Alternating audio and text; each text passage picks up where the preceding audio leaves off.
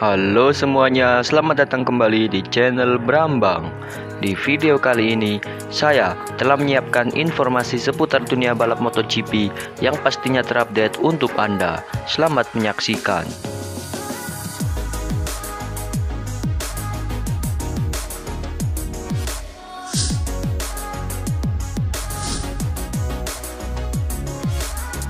Honda makin terpuruk, Marc Marquez putuskan hadir di Austria.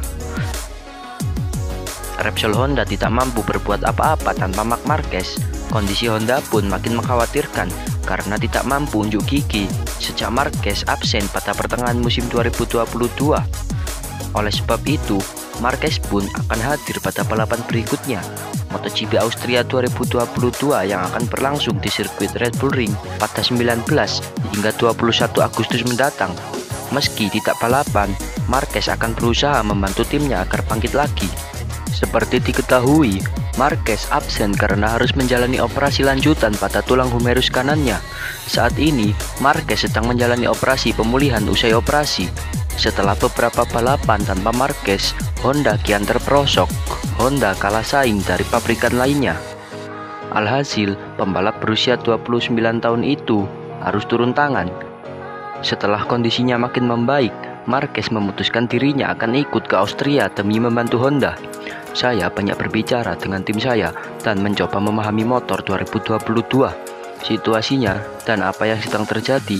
Itu sebabnya saya akan pergi ke Austria, ungkap Marquez dilansir dari Motosan, Rabu 10 Agustus 2022. Marquez juga menyatakan dirinya harus bersaing keras setelah mengalami cedera hebat di sirkuit Jerez pada tahun 2020 lalu, baik dari segi fisik maupun mental. Meski begitu, Marquez yakin dirinya akan sembuh total setelah menjalani operasi keempat. Ini adalah perjuangan. Sudah 2 tahun saya berjuang di Jerez dan menyadari bahwa sesuatu harus berubah, sambung Marquez. Itu sulit dan sulit. Sekarang secara mental, bukan karena saya tidak berlari, tetapi karena Anda selalu memikirkan pertanyaan ini tentang lengan saya tidak bisa menjalani operasi lagi. Saya yakin ini akan menjadi yang bagus, pungkasnya.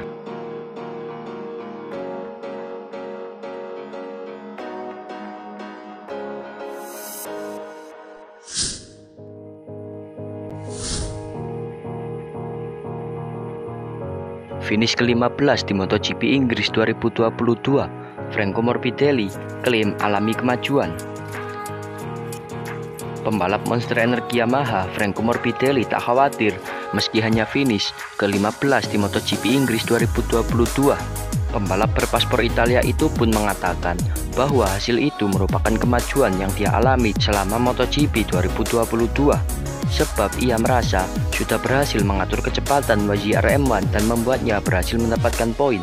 Seperti diketahui, Franco Morbidelli masih kesulitan untuk menunjukkan performa apik di MotoGP 2022. Pembalap 27 tahun itu gagal bersaing dengan pembalap lainnya untuk bisa finish di posisi 10 besar. Terbaru, Franco Morbidelli hanya berhasil finish ke-15 saat tampil di Silverstone, Inggris pada Minggu 7 Agustus 2022. Hasil tersebut membuatnya berada di posisi ke-19 klasemen sementara MotoGP 2022 dengan mengoleksi 26 poin. Meski hanya finish ke-15 di Silverstone, Franco Morbidelli mengaku sudah membuat kemajuan. Ia menilai selama balapan sudah berhasil mengatur kecepatan YZR M1 untuk bisa mendapatkan poin. Ada kemajuan akhir pekan ini, terutama di balapan. Saya memiliki awal yang baik dan kemudian mampu mengatur kecepatan yang layak, kata Franco Morbidelli dilansir dari Speedweek Selasa 9 Agustus 2022. Namun, pemilihan tidak tepat dengan menggunakan ban depan soft dan ban belakang medium. Franco Morbidelli tidak mempermasalahkannya. Ia mengaku lebih berkonsentrasi dengan gaya mengemudi dan setup motornya. Pilihan bannya tidak tepat, tapi saya tidak ingin fokus pada itu. Saya berkonsentrasi pada gaya mengemudi dan setup saya, kata Morbidelli. Franco Morbidelli pun sudah mengetahui kunci kecepatan YZR M1 selama MotoGP Inggris 2022 berlangsung. Menurutnya, pengereman bisa membuatnya tampil cepat seperti Fabio Quartararo. Fase pengereman, saya benar-benar harus menjadi lebih baik di sana dan menemukan cara untuk lebih mendorong batas di area ini, pungkasnya. Selanjutnya, Franco Morbidelli dan pembalap lainnya bakal kembali melintas pada MotoGP Austria 2022. Ataupun balapan di sirkuit Red Bull Ring itu berlangsung pada Minggu 21 Agustus 2022 malam pukul 19 waktu Indonesia bagian Barat.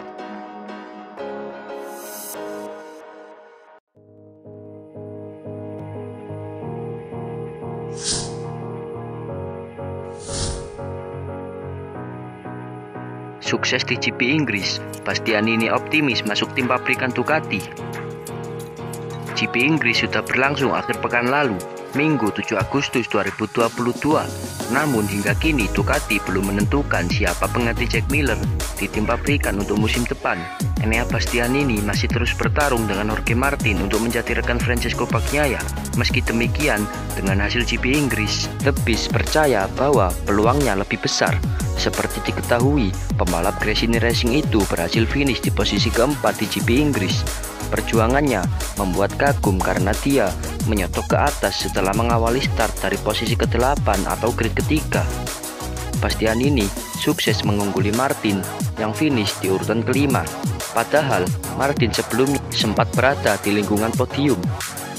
Dengan Martin, saya menunggu saat yang tepat, kata Bastianini mengutip totomotoriweb.it Rabu 10 Agustus 2022. Dan itu juga membantu untuk mereka yang mengambil keputusan. Dan jika ini masih terjadi di Austria, tidak akan ada alasan yang sah untuk membuat pilihan lain, ungkap dia. Seri berikutnya akan berlangsung di GP Austria, dan jika di sirkuit Red Bull Ring dia masih mengalahkan Martin, maka pembalap asal Italia itu optimistis pabrikan Burgo Panigale akan memilihnya. Bastianini saat ini berada di posisi klasemen sementara dengan mengoleksi 180 poin dari 3 kemenangan, sedangkan Martin duduk di posisi ke-12 dengan mengoleksi 81 poin dari 2 kali podium. Tapi apapun bisa terjadi, sebab jatuhnya pilihan seorang pembalap bukan semata prestasi, namun ada faktor lain. Jika Ducati memutuskan Martin yang ke tim pabrikan, maka Bastianini akan ke Pramac Racing.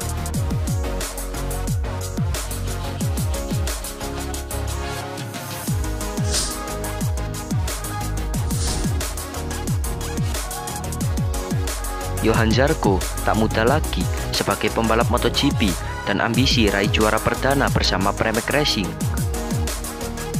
Johann Zarco akan melanjutkan perjuangan serta mewujudkan ambisinya untuk meraih gelar juara musim ini di balapan MotoGP Austria yang akan berlangsung pada 21 Agustus 2022. Sebagai pembalap MotoGP, usia Johann Zarco saat ini memang tak muda lagi. Johann Zarco yang lahir pada 16 Juli 1990, tentunya pada Agustus 2022 ini sudah menginjak usia 32 tahun. Johann Zarco terbilang terlambat promosi ke kelas utama MotoGP. Ia baru promosi ke kelas utama MotoGP pada musim 2017. Johann Zarco adalah pembalap Prancis yang pernah menjuarai Moto2 pada 2015 silam.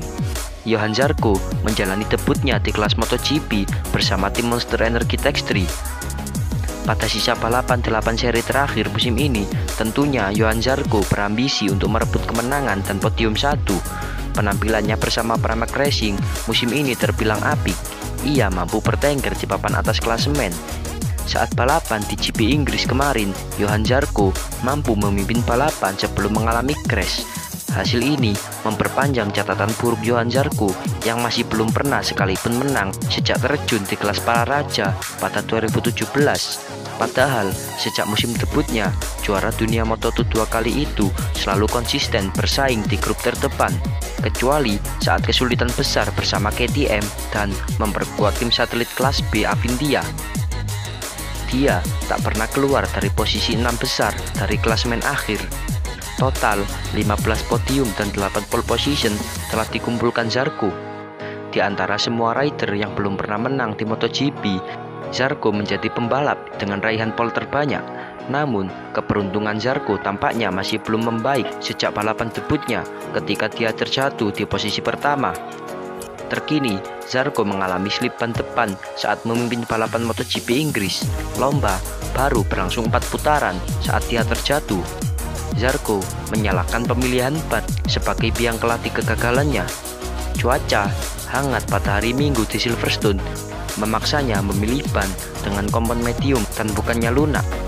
"Saya tidak punya kesempatan," ucap Zarco. "Temperatur yang hangat memaksa saya untuk menggunakan ban depan dengan kompon medium. Itu ban yang bagus, Bagnaia menang dengannya. Akan tetapi bagi saya itulah penyebab kecelakaannya, karena saya selalu mendapatkan grip yang lebih kecil dengannya," ungkap Zarco.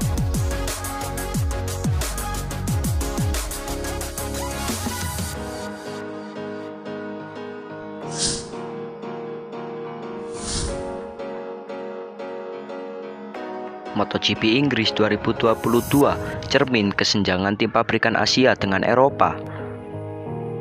Pabrikan Eropa dinilai makin menunjukkan kesenjangannya dengan Asia, terlepas dari fakta sedekade terakhir, pembalap dari tim benua biru belum pernah meraih gelar juara dunia. Dalam periode 2012 hingga 2021, Honda, Yamaha, dan Suzuki bergantian mengantarkan pembalapnya menjadi juara dunia. Namun, situasi itu juga tak mengesampingkan anggapan jika beberapa musim terakhir pabrikan Eropa jauh lebih menonjol ketimbang pabrikan Asia.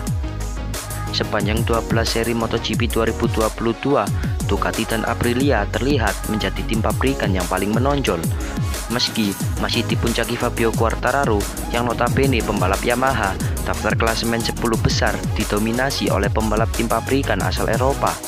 Andrea Dovizioso pun mengaku jika kesenjangan antar tim Eropa dan Asia kini sudah makin terasa. Pembalap asal Italia itu menjalani karir di kelas utama bersama Honda, Yamaha, dan Ducati, dan tahun lalu sempat menguji Aprilia RSGP selama total 9 hari.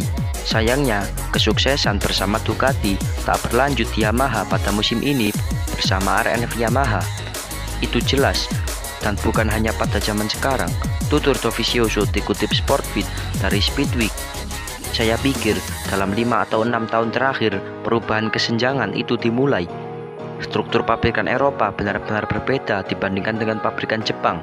Seberapa besar dorongan orang Eropa, seberapa besar resiko yang mereka ambil, itu sama sekali berbeda dari orang Jepang.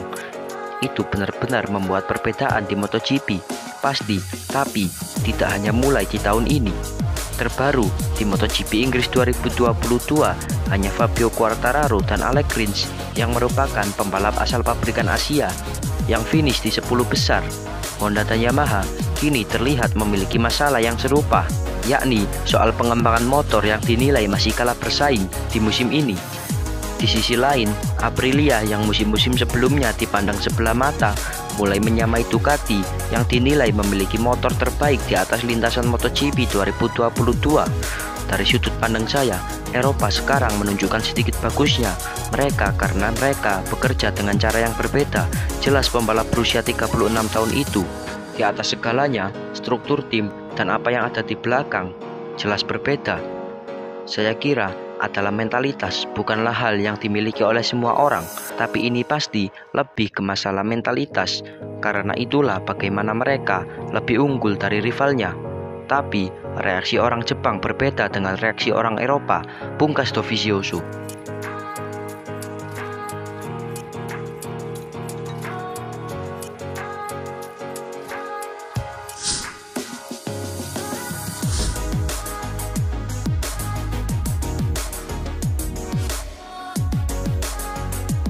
Sekian dulu video kita hari ini. Sampai jumpa di video selanjutnya. Saya Brambang and see ya.